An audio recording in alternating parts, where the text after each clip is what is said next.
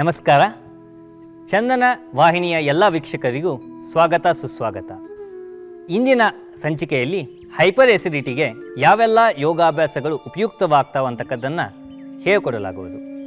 ನಾನು ಕಾರ್ತಿಕ್ ಮಹಾಂತೇಶ್ ಬೆಲ್ಲದ್, ಅಂತಾರಾಷ್ಟ್ರೀಯ ಯೋಗಪಟು, ವಿಶ್ವ ದಾಖಲೆಯ ಸಾಧಕ, ಯೋಗ ಶಿಕ್ಷಕ ಹಾಗೂ ಯೋಗ ಚಿಕಿತ್ಸಕರು. ನಮ್ಮ ಜೊತೆಗೆ ಇಬ್ಬರು ನಿಮಗೆ ಯೋಗವನ್ನು ಪ್ರದರ್ಶನ ಮಾಡಿ ತೋರಿಸಲಿಕ್ಕಿದ್ದಾರೆ. ಡಾಕ್ಟರ್ ವಿನೋದ್ ದಾಗೆ ಅವರು ಹಾಗೆ ಡಾಕ್ಟರ್ ಮಂಜುಶ್ರೀ ಅವರು. ಈಗ ನಾವು ಅಭ್ಯಾಸವನ್ನು ಶುರು ಮಾಡೋಣ. ಇಂದಿನ ಹೈಪರ್ ಎಸಿಡಿಟಿ ಅಂದರೆ ಏನು? ಎದೆಯಲ್ಲಿ ಉರಿತ. ನಿಮ್ಗೆ ಅಗದಿ ಸರಳವಾಗಿ ತಿಳ್ಕೊಳ್ಳೋದೇನಂತಂದ್ರೆ ಎದೆಯಲ್ಲಿ ಉರಿತ, ತಲೆ ತಿರುಗುವಿಕೆ, ಅಜೀರ್ಣತೆ, ಇವೆಲ್ಲ ಸಮಸ್ಯೆಗೆ ನೀವು ಒಳಗಾಗಿ ಬಿಡ್ತೀರಿ. ಹೈಪರ್ ಎಸಿಡಿಟಿ ಅಂತಂದರೆ ತಲೆನೂಸುವುದು, ಹಾಗಾಗಿ ಮತ್ತೆ ಸ್ಟ್ರೆಸ್ ಫೀಲ್ ಆಗುವಂಥದ್ದು, ಇಂಥವೆಲ್ಲ ಪ್ರಾಬ್ಲಮ್ಸು ಹೈಪರ್ ಎಸಿಡಿಟಿಗೆ ತುಂಬ ಜಾಸ್ತಿ ಇರ್ತದೆ. ಸೊ ಹೈಪರ್ ಎಸಿಡಿಟಿಗೆ ಇವೆಲ್ಲ ಯೋಗ ಅಭ್ಯಾಸ ನಾವು ಇವತ್ತೇನು ಹೇಳ್ಕೊಡ್ತೇವಲ್ಲ, ಅಂಥವೆಲ್ಲ ಯೋಗ ಅಭ್ಯಾಸ ನೀವು ಮಾಡಿದರೆ, ನಿಮ್ಮ ದಿನನಿತ್ಯ ಜೀವನದಲ್ಲಿ ಅಳವಡಿಸ್ಕೊಂಡ್ರೆ ನೀವು ಹೈಪರ್ ಎಸಿಡಿಟಿಯಿಂದ ದೂರ ಆಗಲಿಕ್ಕೆ ತುಂಬ ಉಪಯುಕ್ತ ಆಗ್ತದೆ. ಈಗ ಮೊದಲಿಗೆ ಅಭ್ಯಾಸ ನಾವು ಪ್ರಾರಂಭ ಮಾಡ್ತೀವಿ, ಅದನ್ನು ನೋಡಿಕೊಂಡು ಸರಿಯಾಗಿ ಮಾಡುವಂಥವರಾಗಿ. ಮೊದಲಿಗೆ ನಿಧಾನವಾಗಿ ತಳಗಡೆ ಕುತ್ಕೋಬೇಕು. ಈಗ ನಿಧಾನವಾಗಿ ತಳಗಡೆ ಕುತ್ಕೊಂಡು ಕಾಲು ಸ್ಟ್ರೆಚ್ ಮಾಡಿ ಸುಖಾಸನದಲ್ಲಿ ಕುತ್ಕೊಳ್ಳಿ.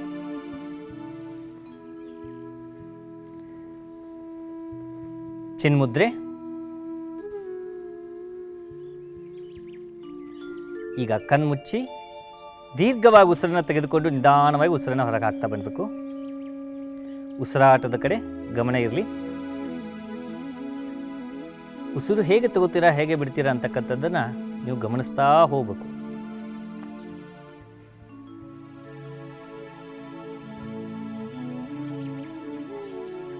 ಮೊದಲು ಯೋಗ ಅಭ್ಯಾಸ ಸ್ಟಾರ್ಟ್ ಮಾಡಬೇಕಾದಾಗ, ಅಂದರೆ ಹೈಪರ್ ಎಸಿಡಿಟಿಗೆ ಮೊದಲು ನೀವು ಯೋಗ ಅಭ್ಯಾಸ ಸ್ಟಾರ್ಟ್ ಮಾಡಬೇಕಾದಾಗ ನಾರ್ಮಲ್ ಬ್ರೀದನ್ನು ಸರಿಯಾಗಿ ಮಾಡಬೇಕು. ಮಿನಿಮಮ್ ಇಲ್ಲ ಅಂತಂದರೂ ನೀವು 10ರಿಂದ 12 ಸಾರಿ ನೀವು ನಾರ್ಮಲ್ ಬ್ರೀದಿಂಗನ್ನು ಮಾಡಬೇಕು. ನಂತರ ಏನು ಮಾಡಬೇಕಂತಂದರೆ ಇವಾಗ ಪ್ರಣವ ಧ್ಯಾನವನ್ನು ಮಾಡಬೇಕಾಗತ್ತೆ. ಪ್ರಣವ ಧ್ಯಾನಕ್ಕೆ ಇನ್ನೊಂದು ಹೆಸರೇ ಓಂಕಾರ. ಚಿನ್ಮುದ್ರೆಯಲ್ಲಿರಬೇಕು, ಕಣ್ಣು ಮುಚ್ಚಬೇಕು, ದೀರ್ಘವಾಗಿ ಉಸಿರನ್ನು ತೆಗೆದುಕೊಂಡು ಉಸಿರನ್ನು ಹೊರಗೆ ಹಾಕಿ ದೀರ್ಘವಾಗಿ ಉಸಿರನ್ನು ತೆಗೆದುಕೊಂಡು ಓಂಕಾರ ಸ್ಟಾರ್ಟ್ ಮಾಡಬೇಕು. ಹೀಗೆ ಇವರು ಓಂಕಾರ ಹೇಳ್ತಾರೆ ನೋಡಿ. ದೀರ್ಘವಾಗಿ ಉಸಿರನ್ನು ತೆಗೆದುಕೊಂಡು ಓಂಕಾರ ಸ್ಟಾರ್ಟ್ ಮಾಡಿ.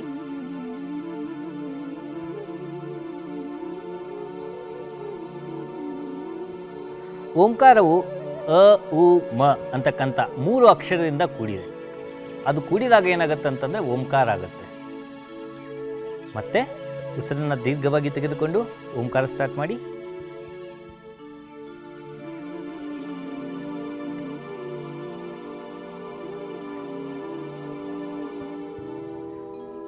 ಪ್ರೊನೌನ್ಸಿಯೇಷನ್ ಯಾವಾಗ ನಾವು ಉಚ್ಚಾರಿಸಬೇಕಾದಾಗ ಸರಿಯಾಗಿ ನಾವು ಏನು ಮಾಡಬೇಕಂತಂದ್ರೆ ಪ್ರೊನೌನ್ಸ್ ಮಾಡಬೇಕು.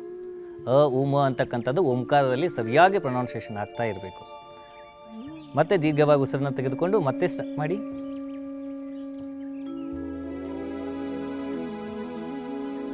ಜೋರಾಗಿ ನೀವು ಏನು ಮಾಡಬೇಕಂತಂದ್ರೆ ಓಂಕಾರ ಹೇಳ್ತಾ ಹೋಗಬೇಕು.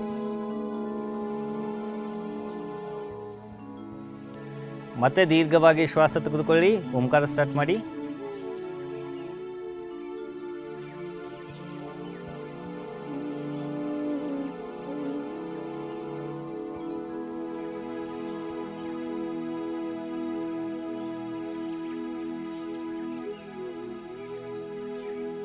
ಮತ್ತೆ ದೀರ್ಘವಾಗಿ ಉಸಿರನ್ನು ತೆಗೆದುಕೊಂಡು ಓಂಕಾರ ಸ್ಟಾರ್ಟ್ ಮಾಡಿ.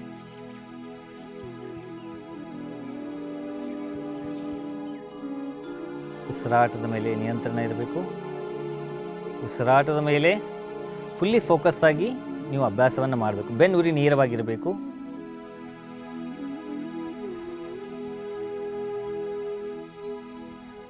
ಮತ್ತೆ ದೀರ್ಘವಾಗಿ ಉಸಿರನ್ನು ತೆಗೆದುಕೊಂಡು ಮತ್ತೆ ಓಂಕಾರ.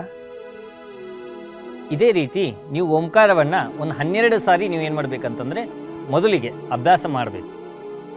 ಇದು ಈ ರೀತಿ ಮಾಡೋದ್ರಿಂದ ಏನಾಗಿರ್ತದೆ ಅಂತಂದರೆ ನಿಮ್ಗೆ ಭಾಳ ತುಂಬ ಟೆನ್ಷನ್ ಆಗಿರ್ತದೆ, ಎದೆ ಉರಿತಾ ಇರ್ತದೆ, ತಡ್ಕೊಳ್ಳಿಕ್ಕೆ ಆಗ್ತಾ ಇರೋದಿಲ್ಲ. ಆ ಒಂದು ತಡ್ಕೊಳ್ಳೋಕೆ ಆಗ್ತಾ ಇರೋ ಏನು ನಿಮ್ಗೆ ಸಮಸ್ಯೆ ಆಗ್ತಿರ್ತದಲ್ಲ, ಅದನ್ನು ಏನು ಮಾಡ್ತದೆ ಅಂತಂದರೆ ಕಡಿಮೆ ಮಾಡಲಿಕ್ಕೆ ತುಂಬ ಉಪಯುಕ್ತವಾಗಿ ಆಗ್ತದೆ. ಇದು ಟೆನ್ಷನನ್ನು ಕಡಿಮೆ ಮಾಡುತ್ತೆ.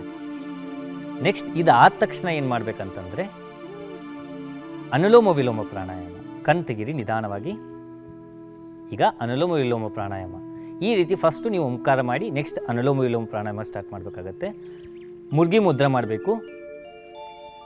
ಮುರ್ಗಿ ಮುದ್ರ, ಬಲಗೈಯನ್ನು ಮುರ್ಗಿ ಮುದ್ರ, ಎಡಗೈಯನ್ನು ಚಿನ್ ಮುದ್ರೆಯಲ್ಲಿರಲಿ.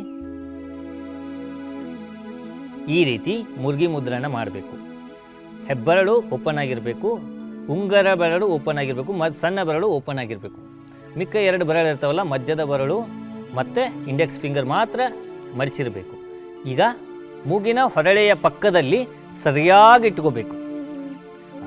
ಈಗ ದೀರ್ಘವಾಗಿ ಎಡಗಡೆಯಿಂದ ಕಣ್ಣು ಮುಚ್ಚಿ ದೀರ್ಘವಾಗಿ ಎಡಗಡೆಯಿಂದ ಉಸಿರನ್ನು ತೆಗೆದುಕೊಳ್ತಾ ಹೋಗಬೇಕು. ನಿಧಾನವಾಗಿ ಬಲಗಡೆಯಿಂದ ನಿಧಾನವಾಗಿ ಉಸಿರನ್ನು ಹೊರಗೆ ಹಾಕ್ತಾ ಬರಬೇಕು.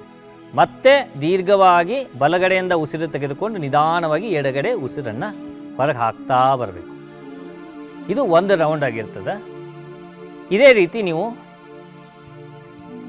ಅಭ್ಯಾಸ ಮಾಡ್ತಾ ಹೋಗಬೇಕು. 5 ಬಾರಿ ಅಭ್ಯಾಸ ಮಾಡಬೇಕು. ದೀರ್ಘವಾಗಿ ಉಸಿರಿರಬೇಕು, ದೀರ್ಘವಾಗಿ ಉಸಿರನ್ನು ತೆಗೆದುಕೊಳ್ಬೇಕು, ನಿಧಾನವಾಗಿ ಉಸಿರನ್ನು ಬಿಡ್ತಾ ಹೋಗಬೇಕು. ಮಧ್ಯದಲ್ಲಿ ಎಲ್ಲೂ ಉಸಿರನ್ನು ನಿಲ್ಲಿಸಬಾರ್ದು. ಹಾಗೆ ನೀವು ಏನು ಮಾಡಬೇಕಂತ ನಿಧಾನವಾಗಿ ಉಸಿರಾಟ ಮಾಡ್ತಾ ಹೋಗಬೇಕು.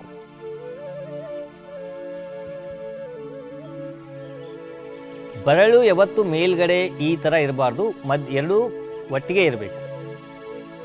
ಚಿಕ್ಕ ಬೆರಳು ಮತ್ತು ಉಂಗರ ಬೆರಳು. ಎಡಗಡೆ ಉಸಿರು ತೆಗೆದುಕೊಂಡು ಬಲಗಡೆ ಬಿಟ್ಟು, ಬಲಗಡೆ ಉಸಿರು ತಗೊಂಡು ಎಡಗಡೆ ಬಿಟ್ಟಾಗ 1 ರೌಂಡ್ ಆಗುತ್ತೆ. ಇದು ಏನು ಮಾಡುತ್ತೆ ಅಂತಂತಂದರೆ ನಿಮ್ಮ ಮೆಂಟಲ್ ಸ್ಟ್ರೆಸ್ ಏನಾಗಿರ್ತದಲ್ಲ, ಈಗ ಹೈಪರ್ ಎಸಿಡಿಟಿ ಆಗಿ ತುಂಬ ಸ್ಟ್ರೆಸ್ ಆಗಿರ್ತದೆ. ಸ್ಟ್ರೆಸ್ ಆದಾಗ ಏನಾಗುತ್ತದೆ ಅಂತಂತಂದ್ರೆ ನಿಮ್ಗೆ ಏನೂ ಮಾಡಲಿಕ್ಕೆ ಮನಸ್ಸಾಗ್ತಾ ಇರೋದಿಲ್ಲ. ಯಾವುದೇ ಒಂದು ನೀವು ವರ್ಕ್ ಮಾಡಬೇಕಂತಕ್ಕಂಥದ್ದನ್ನು ಮನಸ್ಸಾಗ್ತಿರೋದಿಲ್ಲ, ಅಥವಾ ಏನೋ ಬೇರೆ ಕೆಲಸ ಮಾಡಬೇಕಂತಕ್ಕಂಥದ್ದನ್ನು ನಿಮ್ಗೆ ಏನೂ ಮನಸ್ಸಾಗ್ತಾ ಇರೋದಿಲ್ಲ. ಅದಕ್ಕೆ ಏನಾಗುತ್ತೆ, ಮೈಂಡ್ ಕೂಲ್ ಮಾಡುತ್ತೆ. ಮತ್ತು ನಿಮ್ಮ ಡೈಜೆಸ್ಟಿವ್ ಫೈರ್ ಇಂಬ್ಯಾಲೆನ್ಸ್ ಆಗಿರ್ತದೆ, ಅದನ್ನು ಬ್ಯಾಲೆನ್ಸ್ ಮಾಡಲಿಕ್ಕೆ ಇದು ಅನುಲೋಮ ವಿಲೋಮ ಭಾಳ ಉಪಯುಕ್ತಕಾರಿಯಾಗಿರ್ತದೆ. ಹೀಗೆ 5 ಬಾರಿ ಆದ ತಕ್ಷಣ ನಿಧಾನವಾಗಿ ಎಡಗಡೆನೇ ಉಸಿರು ಬಿಟ್ಟು ನಿಧಾನವಾಗಿ ಕೈಯನ್ನು ರಿಲೀಸ್ ಮಾಡಬೇಕು. ಎಸ್, ಮತ್ತೆ ಏನು ಮಾಡಬೇಕಂತಂದರೆ ಮೊಣಕಾಲ ಮೇಲೇ ಚಿನ್ಮುದ್ರದಲ್ಲೇ ನಿಮ್ಮ ಕೈಯನ್ನು ತೊಗೊಂಡು ಬರಬೇಕು. ಎಸ್, ಈಗ ನೆಕ್ಸ್ಟ್ ಮುಂದಿನ ಅಭ್ಯಾಸ ಉಜ್ಜಾಯಿ ಪ್ರಾಣಾಯಾಮ. ಕಣ್ಣು ಮುಚ್ಚಿರಬೇಕು, ಕಣ್ಣು ತೆಗೆದಿರಬಾರ್ದು. ದೀರ್ಘವಾಗಿ ಉಸಿರನ್ನು ತೆಗೆದುಕೊತ ಹೋಗಬೇಕು, ನಿಧಾನವಾಗಿ ಉಸಿರನ್ನು ಬಿಡ್ತಾ ಹೋಗಬೇಕು. ಇದೇನು ನಾರ್ಮಲ್ ಬ್ರೀದಿಂಗ್ ಹೇಳಿದರು, ಮತ್ತು ಉಜ್ಜಾಯಿಯಲ್ಲಿ ಡಿಫ್ರೆನ್ಸ್ ಏನಪ್ಪ ಅಂತಂದರೆ ನಾವು ವಿದೌಟ್ ಕುಂಭಕ ಮಾಡ್ತಾಯಿದ್ವಿ. ಕುಂಭಕ ಎಲ್ಲಿ ಮಾಡಬೇಕು, ಯಾವಾಗ ಮಾಡಬೇಕಂತಂದ್ರೆ ನೀವು ಗುರು ಮುಂದ್ಗಡೆ ಇಟ್ಕೊಂಡೆ ಕುಂಭಕವನ್ನು ಅಭ್ಯಾಸ ಮಾಡಬೇಕಾಗತ್ತೆ. ಮತ್ತು ಉಡಿಯಾನ ಬಂಧಗಳನ್ನು ಕೂಡ ಗುರುಗಳನ್ನ ಮುಂದೆ ಇಟ್ಕೊಂಡೇ ನೀವು ಅಭ್ಯಾಸ ಮಾಡೋದು ಬಹಳ ಒಳ್ಳೆಯದು. ಈಗ ಮಾಡ್ತಕ್ಕಂಥದ್ದು ಉಜ್ಜಾಯಿ ಪ್ರಾಣಾಯಾಮ. ದೀರ್ಘವಾಗಿ ಉಸಿರನ್ನು ತೆಗೆದುಕೊಳ್ತಾ ಹೋಗಬೇಕು, ನಿಧಾನವಾಗಿ ಉಸಿರನ್ನು ಹೊರಗೆ ಹಾಕ್ತಾ ಬರಬೇಕು. ಆ ಉಸಿರು ತೆಗೆದುಕೊಂಡು ಹೋಗೋದು ತೆಗೆದುಕೊಂಡು ಬಿಡೋದು ಏನಿರ್ತದಲ್ಲ, ಅದು ನಿಮಗೆ ಏನಾಗ್ತಾ ಇರಬೇಕಂತಂದರೆ ಗಂಟಲಲ್ಲಿ ಎದೆಯಲ್ಲಿ ಫೀಲ್ ಆಗ್ತಾ ಬರಬೇಕು. ಅಂದರೆ ಅದು ಉಜ್ಜಾಯ ಪ್ರಾಣಾಯಾಮ ಬಹಳ ಉಪಯುಕ್ತಕಾರಿಯಾಗಿರ್ತದೆ. ಹಾಗೆ 5 ಬಾರಿ ಅಭ್ಯಾಸ ಮಾಡಬೇಕು. ದೀರ್ಘವಾಗಿ ಉಸಿರು ತೆಗೆದುಕೊಂಡೋಗಿ ನಿಧಾನವಾಗಿ ಉಸಿರನ್ನು ಹೊರಗೆ ಹಾಕ್ತಾ ಬರಬೇಕು. ಆ ಉಸಿರಾಟದ ಒಂದು ಏನು ನಾದ ಇದೆಯಲ್ಲ, ಅದು ಫೀಲ್ ಆಗ್ತಾ ಬರಬೇಕು. ನಿಮಗೆ ನಾದ ಕೂಡ ಫೀಲ್ ಆಗ್ತಾ ಇರಬೇಕು. ಆ ರೀತಿ ನೀವೇನು ಮಾಡಬೇಕಂತಂದರೆ ಉಸಿರಾಟದ ಕ್ರಿಯೆಯನ್ನು ಮಾಡಬೇಕಾಗತ್ತೆ.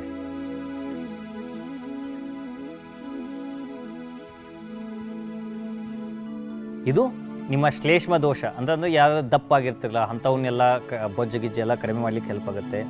ಗಂಟಲಿನ ಸಮಸ್ಯೆ ಮತ್ತು ದೇಹದಾಗೆ ಅಂದರೆ ವಿವರ್ಧನ ಆಗುತ್ತೆ, ಅಂದರೆ ದೇಹಕ್ಕೆ ಶಕ್ತಿ ಯುಕ್ತಿ ಎಲ್ಲ ನಿಮಗೆ ಸಿಗುತ್ತೆ, ಫುಲ್ಫಿಲ್ಮೆಂಟ್ ಆಗುತ್ತೆ ಈ ಒಂದು ಅಭ್ಯಾಸದಿಂದ. ಸೊ 5 ಬಾರಿ ಅಭ್ಯಾಸ ಆದ ತಕ್ಷಣ ನಿಧಾನವಾಗಿ ಏನು ಮಾಡಬೇಕಂತಂದರೆ ವಿಶ್ರಾಂತಿಗೆ ಬರಬೇಕು. ಕಣ್ ತೆಗಿರಿ. ಈಗ ಮುಂದಿನ ಅಭ್ಯಾಸ ಏನಂತಂತಂದರೆ ಶೀತಳಿ. ನಾಲಿಗೆಯನ್ನು ಏನು ಮಾಡಬೇಕಂತಂದರೆ ಈ ಊದುಗೋಳಿ ಥರ ಹೆಂಗೆ ಆಕಾರದಲ್ಲಿ ಹೆಂಗಿರ್ತದಲ್ಲ ಆ ಥರ ನಾವು ನಾಲಿಗೆಯನ್ನು ಸುರುಳೆ ಮಾಡಬೇಕು. ಸುರುಳೆ ಮಾಡಿಬಿಟ್ಟು ಉಸಿರನ್ನು ಏನು ಮಾಡ್ಬೇಕಂತಂತಂದರೆ ಆ ನಾಲಿಗೆಯ ಮಧ್ಯಭಾಗದಿಂದ ಜಗ್ಗಬೇಕು. ಜಗ್ಗಿ ಬಾಯಿ ಮುಚ್ಚಿ ಆಮೇಲೆ ನಾಲಿಗೆ ಒಳಗೆ ತಗೊಂಡು ಬಾಯಿ ಮುಚ್ಚಿ ಮೂಗಿನ ಹೊರಳೆಯ ಮುಖಾಂತರ ಉಸಿರನ್ನು ಹೊರಗಡೆ ಬಿಡಬೇಕಾಗತ್ತೆ. ಇಲ್ಲಿ ನೋಡಿ ಮಾಡಿ ತೋರಿಸ್ತಾರೆ.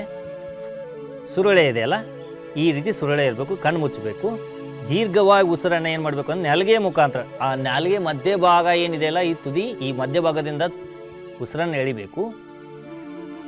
ನಾಲಿಗೆಯನ್ನು ಒಳಗಡೆ ತಗೊಂಡು ಮೂಗಿನಿಂದ ಉಸಿರನ್ನು ಹೊರಗಡೆ ಹಾಕಬೇಕು. ಇದು ಒಂದು ರೌಂಡ್ ಆಗಿರ್ತದೆ. ಇದೇ ರೀತಿ ಏನು ಮಾಡಬೇಕಂತಂದರೆ 5 ರೌಂಡ್ ಮಾಡಬೇಕು. ಇದು ನಿಮ್ಗೆ ಏನಾಗುತ್ತೆ ಅಂತಂತಂದರೆ ಎಸಿಡಿಟಿ ಆದ ತಕ್ಷಣ ಬಾಡಿ ಹೀಟ್ ಆಗಿರ್ತದೆ ತುಂಬ. ಇದು ನಿಮ್ಗೆ ಏನು ಮಾಡ್ತದೆ, ತುಂಬ ನಿಮಗೆ ಬಾಡಿ ಕೂಲ್ ಮಾಡುತ್ತೆ. ಅದಕ್ಕೆ ತುಂಬ ಉಪಯುಕ್ತಕಾರಿಯಾಗಿರ್ತದೆ. ಎಷ್ಟೋ ಜನಕ್ಕೆ ಎಸಿಡಿಟಿ ಆಗಿ ಅಲ್ಸರ್, ಪೆಪ್ಟಿಕ್ ಅಲ್ಸರು ಕೂಡ ತುಂಬ ಆಗ್ತಾ ಇರ್ತವೆ. ಸೊ ಆ ಪೆಪ್ಟಿಕ್ ಅಲ್ಸರನ್ನು ಕೂಡ ನಿವಾರಿಸುವಷ್ಟು ಶಕ್ತಿ ಈ ಅಭ್ಯಾಸಗಳಲ್ಲಿ ಇದೆ. 5 ಬಾರಿ